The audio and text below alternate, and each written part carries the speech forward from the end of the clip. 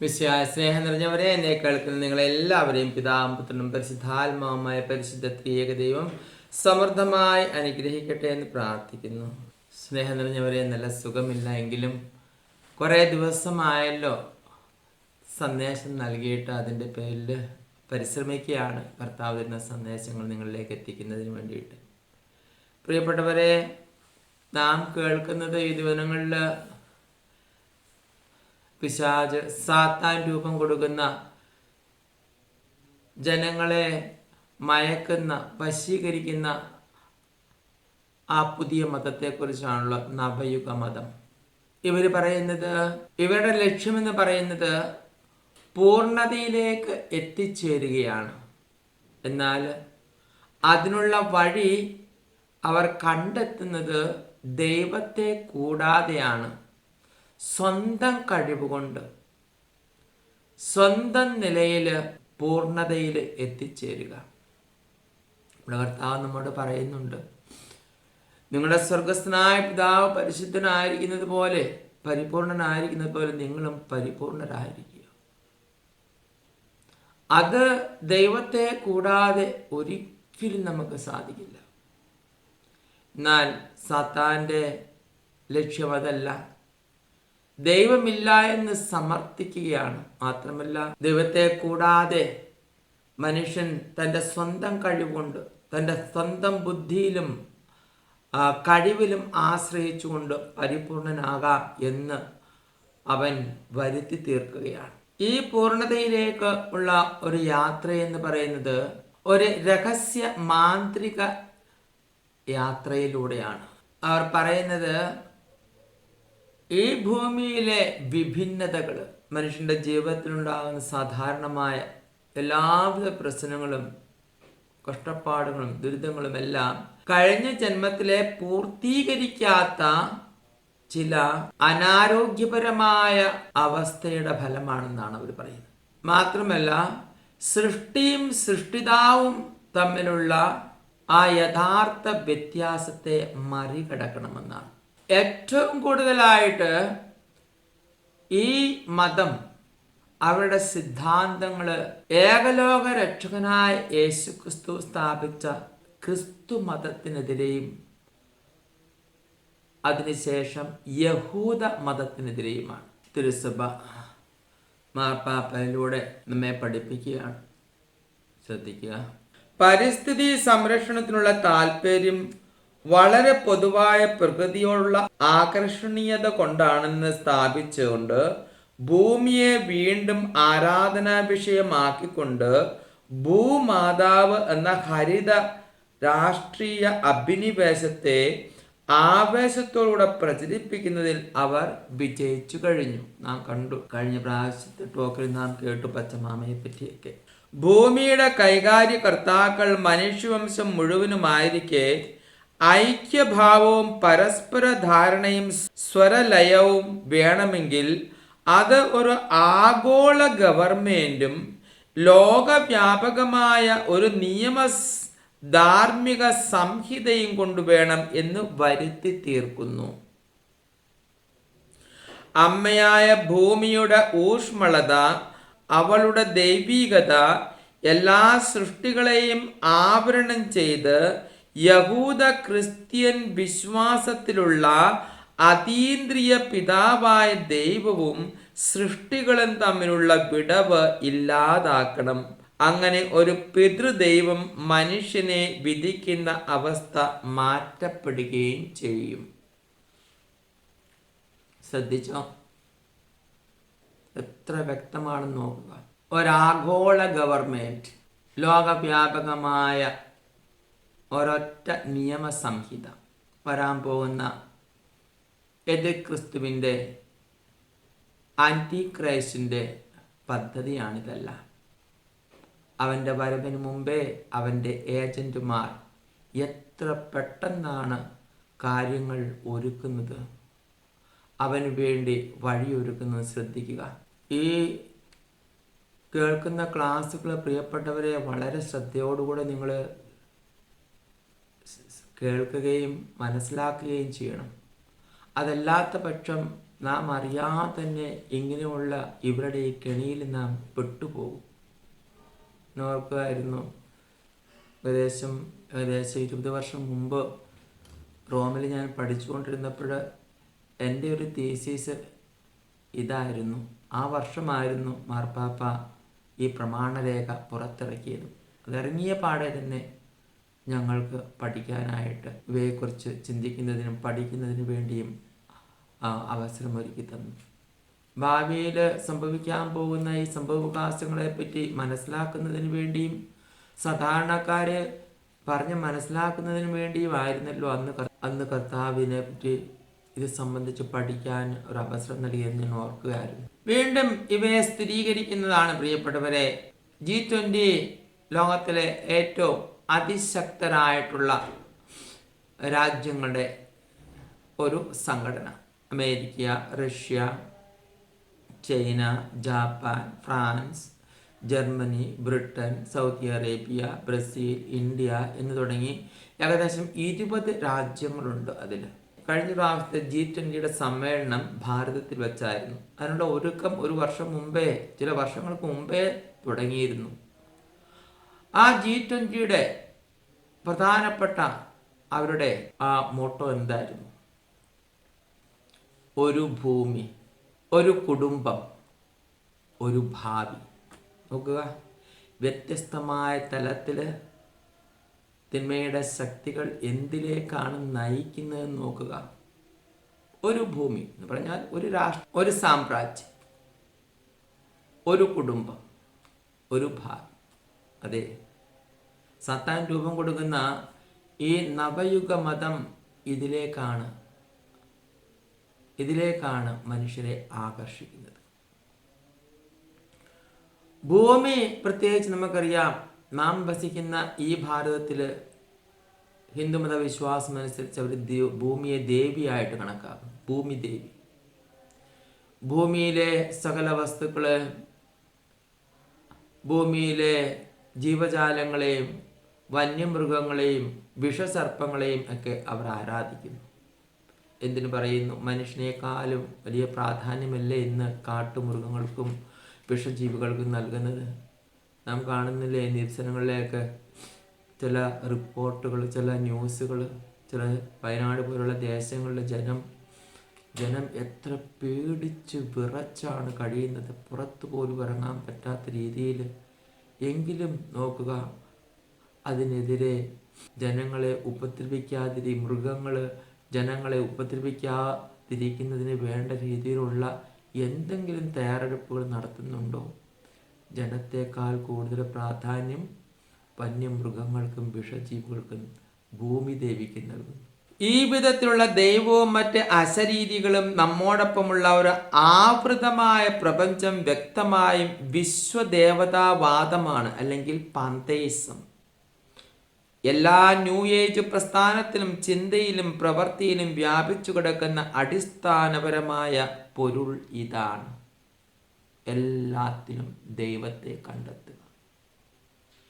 ആകാശത്തിലും ഭൂമിയിലും ചന്ദ്രനിലും സൂര്യനിലും നക്ഷത്രങ്ങളിലും ഭൂമിയിലെ ഓരോ സൃഷ്ടവസ്തുക്കളിലും നദി, പുഴ, കടൽ ജീവികൾ, ഭൂമിയിലെ വസ്തുവകൾ, ജീവജാലങ്ങൾ, എല്ലാത്തിലും ദൈവത്തെ കണ്ടെത്തുന്ന ഒരു അവസ്ഥ, അതിലേക്ക് ജനങ്ങളെ നയിക്കുക എന്ന് പറഞ്ഞാൽ ദൈവത്തെ എല്ലാവരും മറക്കണം. ദൈവമില്ലാന്ന് അവസാനം ഇവർ സമർത്ഥിക്കുന്നതിന് വേണ്ടി ദൈവവിശ്വാസത്തെ ഇല്ലാതാക്കുക, മനുഷ്യരിൽ നിന്ന് എടുത്തു കളയുക. പകരം സൃഷ്ടവസ്തുക്കളെ ആരാധിക്കുന്ന അവസ്ഥയിലേക്ക് അവരെ നയിക്കുക. മറ്റേതൊരു തരത്തിലുള്ള ആത്മീയതയെക്കുറിച്ചുള്ള ചർച്ച പോലും അസാധ്യമാക്കുന്ന രീതിയിൽ ഈ സിദ്ധാന്തം നമ്മെ ആദ്യ പടിയിൽ തന്നെ പാകപ്പെടുത്തുന്നു. വളർന്നു വരുന്ന കുഞ്ഞുങ്ങളുടെ മനസ്സിലേക്ക് ഇത്തരത്തിലുള്ള സിദ്ധാന്തങ്ങൾ പകർന്നു കൊടുക്കുമ്പോൾ പിന്നെ അവർ ദൈവത്തെപ്പറ്റി ചിന്തിക്കുമോ? ഇല്ല. ക്രിസ്ത്യാനികൾ എന്ന നിലയിൽ നാം തികച്ചും വിപരീതമായി ചിന്തിക്കുന്നു. മനുഷ്യൻ തികച്ചും ഒരു സൃഷ്ടി മാത്രമാണ്.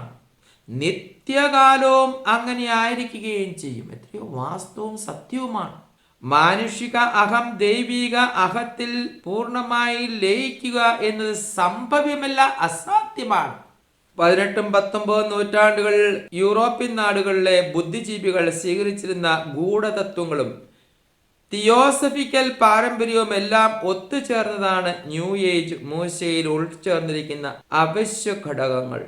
ഇതെല്ലാം ഫ്രീ മേസണറി, പൈശാചിക ശക്തികളുടെ സംഘടന, നിങ്ങൾക്കറിയാമല്ലോ. സ്പിരിച്വലിസം, മന്ത്രവാദം, തിയോസഫി എന്നിവയിലെ നിഗൂഢ തത്വങ്ങളിൽ സുശക്തമായി ഉണ്ട്. ഈ പ്രപഞ്ച വീക്ഷണത്തിലെ ദൃശ്യവും അദൃശ്യവുമായ പ്രപഞ്ചങ്ങൾ തമ്മിൽ തുടർച്ചയായുള്ള ചില അനുഷ്ഠാനങ്ങളിലൂടെ ബന്ധപ്പെടുന്നു.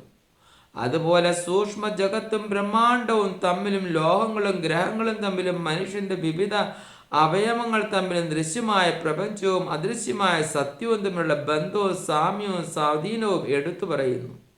മാർപ്പാപ്പ പറയുകയാണ്, പ്രകൃതിക്ക് ജീവനുണ്ട്. അനുകമ്പയും സഹജ ദ്വേഷവും കൊണ്ട് നെയ്തെടുത്ത സുവിശേഷ പ്രകാശത്താലും ഗുപ്തമായ അഗ്നിയാലും ചൈതന്യം കൊടുക്കപ്പെടുന്ന ഒരു ജീവരൂപമാണത്.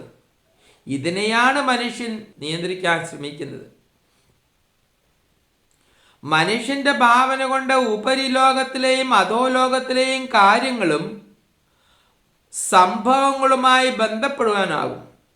മാധ്യമങ്ങൾ, മാലാഖമാർ, ഭൂതങ്ങൾ, ആത്മാക്കൾ അല്ലെങ്കിൽ അനുഷ്ഠാനങ്ങൾ വഴി ആത്മാവിൻ്റെയോ ജീവന്റെയോ തലത്തിൽ അത്ഭുത സിദ്ധികൾ ഉപയോഗിച്ചുകൊണ്ടാണ് ഇത് സാധിക്കുന്നത്. അവർ പറയുകയാണ് അവരുടെ രീതികൾ. നവയുഗ മതം, അവർക്ക് ഈ മതത്തിലേക്ക് ആകൃഷ്ടരായിട്ടുള്ളവരെ പിടിച്ചു നിർത്തുന്നതിന് വേണ്ടി ഈ അംഗങ്ങൾക്ക് ചില അനുഭവങ്ങളൊക്കെ ആവശ്യമാണ്. എങ്ങനെയുള്ള അനുഭവങ്ങൾ? സ്പിരിച്വലായിട്ട് തോന്നും, എന്നാൽ സ്പിരിച്വലായിട്ടല്ല. ആത്മീയമായിട്ട് തോന്നും, എന്നാൽ ആത്മീയമായിട്ടല്ല താൻ. ഞാൻ ആദ്യം പറഞ്ഞിരുന്നു, ഇതിലെ അംഗങ്ങളാകുന്ന, ഇതിലേക്ക് വശീകരിക്കപ്പെടുന്നവര് ദൈവവിശ്വാസമില്ലാത്തവരാണ്. ദൈവത്തെക്കുറിച്ച് ഒന്നും അറിയത്തില്ലാത്തവർ, പാപകരമായ ജീവിതത്തിൽ ജീവിക്കുന്നവർ, നിരീശ്വര വിശ്വാസ സമൂഹത്തിലുള്ളവർ, ഇവരൊക്കെ പെട്ടെന്ന് ആകർഷിക്കപ്പെടും. അപ്പൊ അങ്ങനെയുള്ളവരെ പിടിച്ചു നിർത്തുന്നതിന് വേണ്ടി അവർക്ക് അനുഭവമാകുന്ന, സന്തോഷം നൽകുന്ന ചില ആത്മീയ അനുഭവങ്ങൾ നൽകപ്പെടും. പക്ഷെ അതെന്താണെന്നറിയാമോ? യഥാർത്ഥ ആത്മീയ അനുഭവമായിരിക്കില്ല. ന്യൂ ഏജിന്റെ ആത്മീയതയുടെ ഒരു സാധാരണ ഘടകം അസാധാരണമായ അവതാരങ്ങളിൽ, പ്രത്യേകിച്ച് പ്രകൃത്യാതീതമായ ശക്തികളിൽ ആകൃഷ്ടരാകുക എന്നുള്ളതാണ്. പ്രകൃത്യാതീതമായ ശക്തികളിൽ ആകൃഷ്ടരാകും. മീഡിയം എന്ന പേരിൽ അറിയപ്പെടുന്നവർ പറയുന്നത് അവരുടെ ഹർഷ പാരവശ്യത്തിന്റെ സമയത്ത് അവരുടെ വ്യക്തിത്വം മറ്റൊരു ശക്തിയാൽ ആവരണം ചെയ്യപ്പെടുന്നു എന്നാണ്. ഈ പ്രതിഭാസത്തെ ചാനലിംഗ് എന്ന് പറയും. ഈ സമയത്ത് മീഡിയത്തിന് സ്വന്തം ശരീരത്തിൻ്റെയും മനസ്സിൻ്റെയും കഴിവുകളിൽ നിയന്ത്രണം നഷ്ടപ്പെടുന്നു. സ്നേഹത്തിൻ്റെയും പ്രകാശത്തിൻ്റെയും ഭാഷയാണ് മിക്കവാറും ഉപയോഗിക്കുന്നതെങ്കിലും ഇത് ദൈവത്തിൽ നിന്നുള്ളതല്ല എന്ന് ഉറപ്പാണ്. ഇത് ദൈവത്തിൽ നിന്നുള്ളതല്ല എന്ന് ഉറപ്പാണ്. മാലാഖമാരോടുള്ള അമിതമായ ഭക്തി. നമുക്കറിയാം, വിശുദ്ധർക്ക് പോലും പിശാച് മാലാഖയുടെ രൂപത്തിൽ പ്രത്യക്ഷപ്പെട്ട് അവരെ കബളിപ്പിക്കാൻ ശ്രമിച്ചിട്ടുണ്ട്. അങ്ങനെയെങ്കിൽ സാധാരണ മനുഷ്യരുടെ ജീവിതത്തിലേക്ക് ഒരു മാലാഖ വന്നു കഴിഞ്ഞാൽ, മാലാഖയുടെ സ്വരം കേൾക്കാൻ സാധിക്കുന്നെങ്കിൽ, മാലാഖ തരുന്ന ആത്മീയമെന്ന് പറയുമെങ്കിലും അത് ആത്മീയമല്ല, പൈശാചികമായ ചില സുഖങ്ങൾ,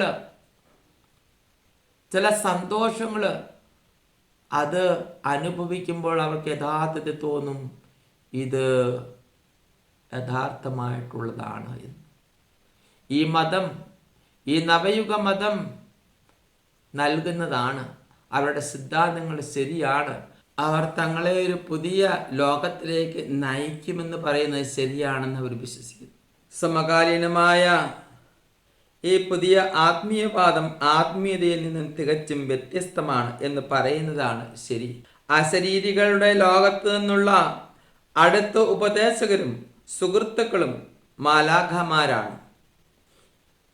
ഈ വിഷയം സംബന്ധിച്ചുള്ള ചിത്രങ്ങളും പുസ്തകങ്ങളും വലിയൊരു കച്ചവടമായി വളർന്നു കഴിഞ്ഞു. ന്യൂ ഏജ് പ്രസ്ഥാനത്തിൽ മാലാഖമാരെ പറ്റി പറയുന്നത് ഒട്ടും വ്യവസ്ഥാപിതമായ വിധത്തിലല്ല. വളരെ കൃത്യമായി പറയുന്നുവെന്ന് ഭാവിച്ചാലും ഇവരുടെ വിവരണങ്ങൾ തീർത്തും സഹായകരമല്ല. പലതരത്തിലുള്ള സഹായകരും ശക്തികളും ഊർജവും പ്രപഞ്ചത്തിന്റെ ഓരോ 8-ാം പാദത്തിലും ഉണ്ട്.